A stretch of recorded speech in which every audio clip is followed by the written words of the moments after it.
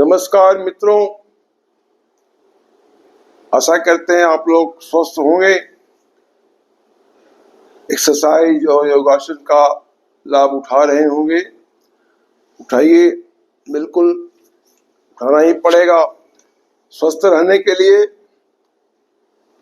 आज हम आप लोगों से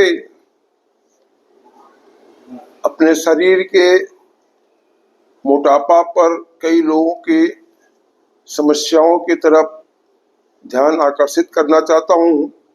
ओबेसिटी एक बहुत बड़ी समस्या बनती जा रही है जो कई बीमारियों की जड़ है।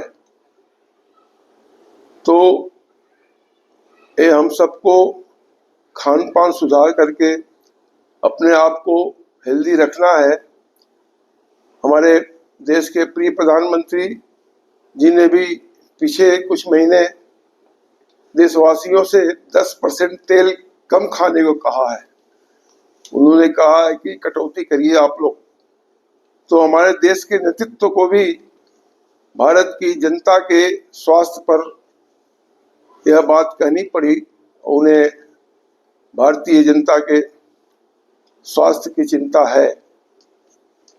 तो इसी कड़ी में हम आपसे एक बात चर्चा करना चाहते हैं, साझा करना चाहते हैं।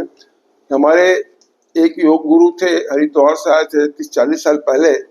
उन्होंने एक बात कही थी कि ये जो ऑयल घी का यूज करने से थोड़ी सी प्रॉब्लम होती है, तो इससे बचना चाहिए। उन्होंने पराठा और पूड़ी का जिक्र किया था।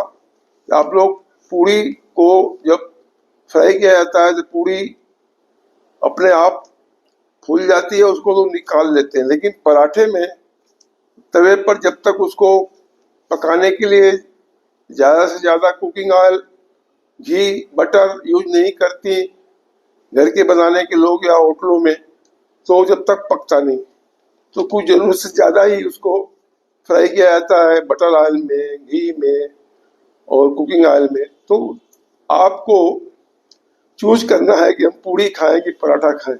अगर पराठा खाना है अवश्य खाएं, तो घर में थोड़ा सा लिटिल ऑयल, कम से कम घी लगा करके उसको कुक करके खाना पड़ेगा।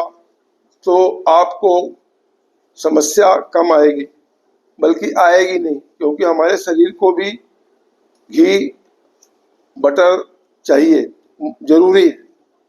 तो इसलिए इस बात का हमारे जो गुरुजी आए थे, जो हम लोगों को योग व्यायाम बताए थे, उम्र को देखते हुए हमको अपने खाने पीने पर इस तरह का संयम बरतना जरूरी होता है। आज के लिए इसी चर्चा को करने के लिए आप लोगों के समक्ष बातें रख रहे हैं।